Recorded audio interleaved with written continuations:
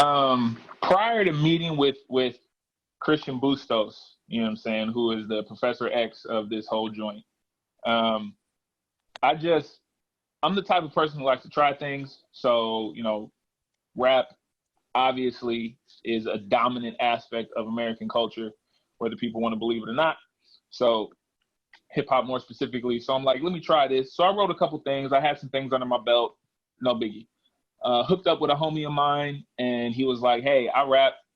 I've seen you. You're pretty good. Let's try something. So we recorded some things. But then I never took it seriously. It was just kind of a hobby. It's something I like to do. It's for fun, kicks and giggles or whatnot.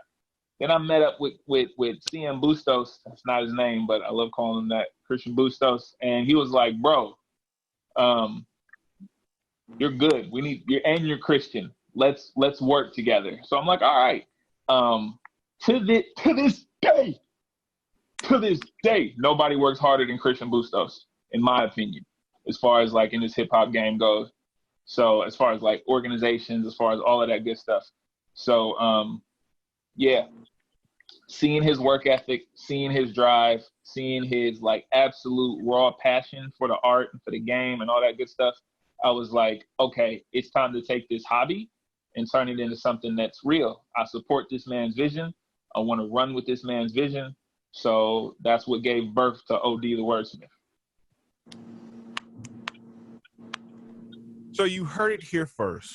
Christian Bustos helped give birth to OD the Wordsmith. These are the questions and answers that we understand how this legacy will be upheld into the future. Do you understand what is Unfortunately, Christian Bustos couldn't be with us today, but Cross, who's very busy, we will have an insider's perspective as to the mysterious man Christian Bustos. Yeah, that dude works pretty hard, you know, whether he's getting paid or not. But as far as OD, back to OD, he would not change his name to the Wordsmith for like 2 more years. So yeah, he had to take a branding workshop 2 years in a row in order to differentiate himself with other ODs, other overdoses, other Onyx Dragons. And it is not overdose. OD it is not overdose. What does it mean anyway? Nobody knows what OD means. Everybody knows what it means now because freaking SV, it was supposed to be like underground classified information, like insiders only. And then SV always wants to put out my government name. Onyx Dragon. Okay, so first, here's a little trivia. Here's a little trivia. I'm gonna let the insiders, or the outsiders in on this one. First rap name, Big Greg. That's it. Big Greg. Big Sean, Big Pun, Big Greg, right? That I didn't like that. So I was like, that was a temporary name. So then I came up with Dragonix, which was a mixture of the word dragon and a mixture of the word onyx. Dragon spits fire. It is a mythical creature honored and revered in multiple cultural backgrounds. It's just cool. I'm a lover of martial arts. Dragons are highly renowned in the world of martial arts. So enough said in that realm.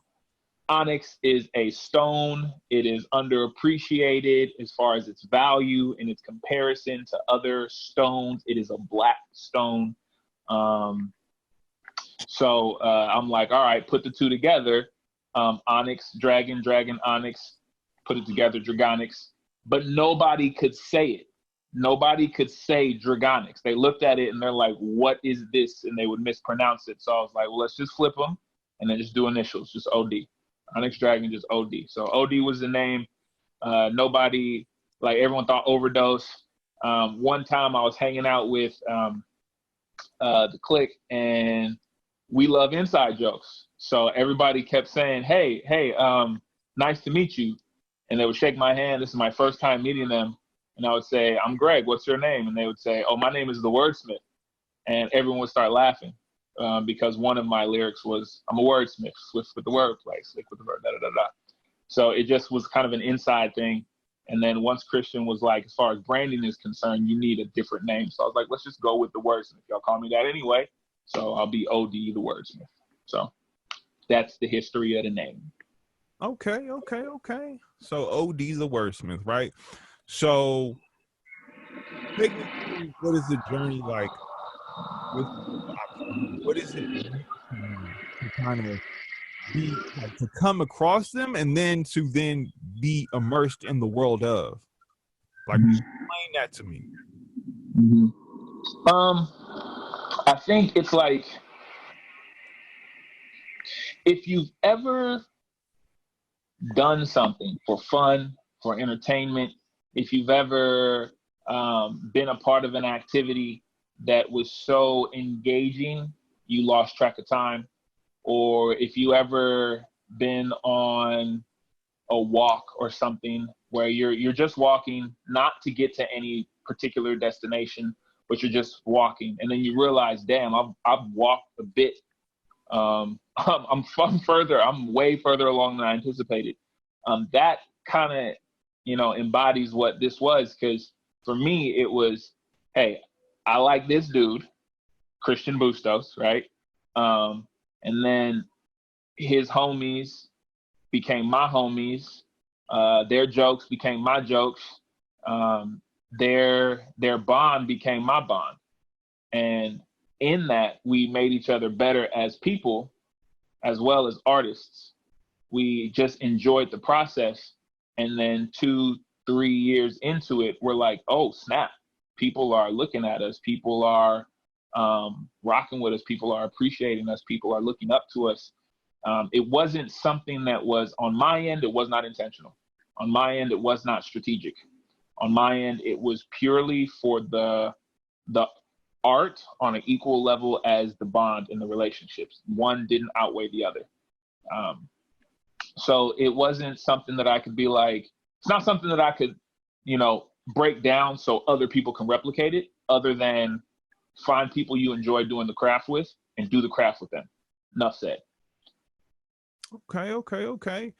So, I mean, with that, is there no chance that you could come back to bless the mic?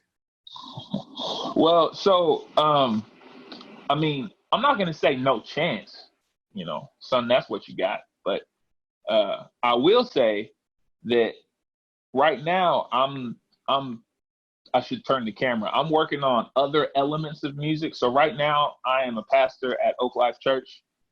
Been a pastor for 5 years now. Nope, I'm lying to you. I've been with that church for 5 years. I've been a pastor for 1.5 years, almost 2 years. And I lead worship music there. So right now, the extent of my music is worship music and lo-fi hip hop, because I'm in school. So when I'm doing my studies, it's lo-fi hip hop, the best way for me to function, or jazz. And if it's not that, I'm looking at worship music to, find new songs to lead the congregation. So because I'm not consuming hip hop the way I used to, it's not going to come out of me the way it used to. That being said, I'm learning way more about music in general. So who's to say what the future holds? I might come out with a track and I might do the hook for one of Figo's tracks, and then hop on 8 bars on the bridge or something. Who knows? But right now, while in school, while being a new dad, while being a husband, while being a pastor, while being a student, chances are you ain't gonna hear nothing out of me. So you've heard it here first again, ladies and gentlemen. We will have the first album of lo-fi worship music coming from OD, the Wordsmith, in the next 3 to 4 years. Be on the lookout. It's going to be a lot about his life, his relationships, whether it be him as a father or a husband, and him dealing with a congregation of people who may be of the belief or not of the belief and conflicted with the belief. So I am super interested to see what you got coming out. Thank you for that. Yeah. That was a gem amongst many gems. I think that was like a blessing in disguise, if you will, because I see what you did there. You didn't want to say it, and so I took the liberty to say it for you. Thank you. But on that note, like, what is your hopes for the future of LO? Like, what do you see LO continuing on, and like, what is your role within that? Oh, that's beautiful. Okay, I'm gonna ask you this question. So this might be an insider's thing. So if you are not inside this realm of knowledge, I apologize. Cindy, are you familiar with the show Avatar: The Last Airbender? Of course. Okay, so I think that you know what I'm saying? I will be to you, to Figo, to any other of the LO artists that are out there doing that thing. I will be Uncle Iroh. You know what I'm saying? You know what I'm saying? It's like, that's all I could do. Let's have some tea. You know what I'm saying? I'll spit some game. You know what I'm saying? I'll call you out if you want me to. We're going to have that relationship. But as far as, you know, on the battlefield, I'm going to let you do your thing. It's your generation, man. Yes, Figo, you need to watch Avatar, bro. 3 seasons, absolute fire. You know what I'm saying? Leaves from the vine, falling so slow. Bro, get on it, man. I'm telling you, it's fire. So as OD tries to make everyone cry who knows the story of General Iroh and that song, one, thank you not for trying to make us cry at this moment, but to kind of break down that metaphor, right? So, you know, what OD is pretty much saying right now is when it comes to the LO crew, as they go on and challenge the societal standards and all of the oppressive measures that have been put before us, right? Using hip hop, faith, and just the perseverance of good energy, what OD is saying he's gonna do is he's gonna have these comeback moments that won't be more or less albums, they'll be like little singles and EPs. Because if he's trying to underplay the importance of General Iroh and what he's done for the other like cast, right? So let's break that down, right? He said, like, you know, me and Figo and the other artists, right? General Iroh took a role of being like the father figure, right? The paternal leader, right? He was about wisdom and guidance. And when the time called for him to show up, right, OD, when the time called for him to show up, what did he do? He showed up. So in that capacity, like I said, the Lo-Fi Worship Hip Hop album is gonna come. It won't be necessarily an album, be more of an EP, right? He will be inspired. He'll have no choice to you know, remember when he put in them reps, he was locked down, but what did he do? He worked it out, right? And he busted out and it was nothing. So in this time, right, he's gonna chill, he's gonna play the background, and he's gonna support from afar. But I am telling you, there will be a point when OD cannot, like the dragon will wake. You see how the multiple entendres, bars, you see bars, I have to say that, bar. So we're talking about the dragon, the Onyx dragon, right? The legendary Onyx dragon, who's now in slumber, right? But eventually he will wake and he will rise. So, you know, I appreciate you taking on that role and being honest. Like a lot of people, you know, sometimes they don't understand the level of responsibility that comes with being a part of an organization like Lyrical Ops, and, you know, kind of all of the energy that makes or takes away from a person, right? Like you got to be mindful of your capacity and how to sustain things. And so it's great. And I'm comforted knowing that OD is going to come back in a vicious capacity, because that's what General Iroh did. So I'm going to look forward to the future. Yo, just call me Uncle Iroh D. That's it. You know what I'm saying? We're going to be sipping tea. You know what I'm saying? Spitting fire. That's it. Okay. So is there anything that you would want anyone to know that, like, when it comes to the importance of LO's work and what it means to you? Like, you know, this is 5 years in the making and you've been a part of that journey. And I think that, you know, you being an insider, you have a perspective that is valuable, and you know, we should highlight and uplift that. So what do you have to say to people? I'll say that it's not a trend. What Lyrical Ops is about is not a fad that is shallow or for the sake of attention or trying to be anything other than it actually is. And what it actually is, I know the word is cliche, but it is for sure 100% a movement. It's for sure 100% a bond of a sibling family bond of individuals who are putting in work.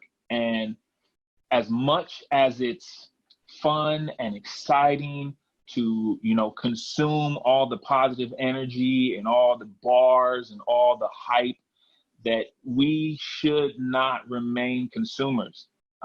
A dream, a vision, it takes work, it takes people. So rather than just consume what Lyrical Opposition is or has, join, like do your part. And your part could be anything and everything from bars, as far as performing, to the admin, to just hyping up, to showing up to events. It could be financial. It could just be your time. It could be your prayers. It could be just reposting. Like, social media is the platform now.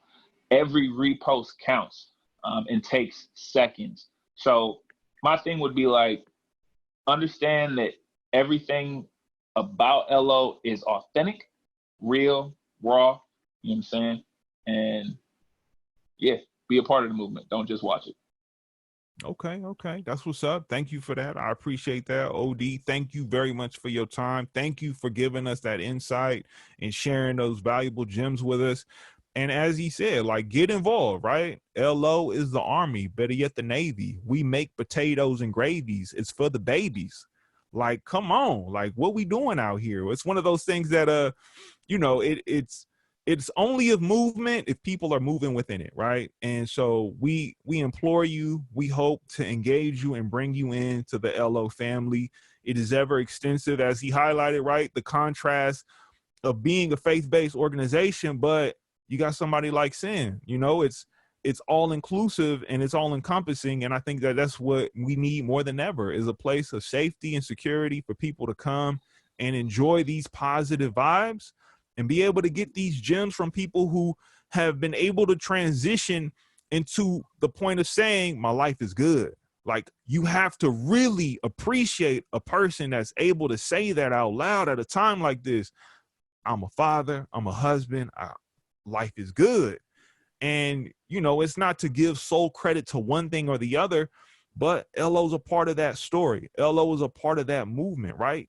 You talked about community and having those relationships, and those things push you, they encourage you, and they help you sustain through all the storms, the trials and tribulations. And here we are now, 5 years deep, and people are still coming back. So OD, thank you. Thank you very much. Can't wait for the EP to come, you know, when it does. So I dig it, man. I appreciate your energy, man. I appreciate your insight, man. Thank you, man. Thank you for the questions, man. I appreciate, especially you. Like, I appreciate you giving me the space and bringing me to the stage all those many times at SS State when, you know, it was my turn to get on the mic. And you know, you always gave people the energy, the bars, and the ability to, like, show out as artists, right? So, you know, I'm going to keep it moving with the artistry. That's really what I'm here to do. And, you know, I love the LO brand. I know that I talked to Cross yesterday about what love means in the LO brand. You know, we'll talk about that at a later time, at a later date. But it is something where, you know, it's about bringing people in. And I think that's kind of what everybody's encompassing right now. So, right. OD, thank you. Bam. I love it, y'all. So I'm gonna get back to these different kind of bars, these study bars, and I will catch y'all on the flip. Love y'all. I'll let y'all know when that EP drops. Figo, still waiting on you to send me the beat, man. Oh yeah, man. There's a few coming your way. All right, fam. I'll holler at y'all later.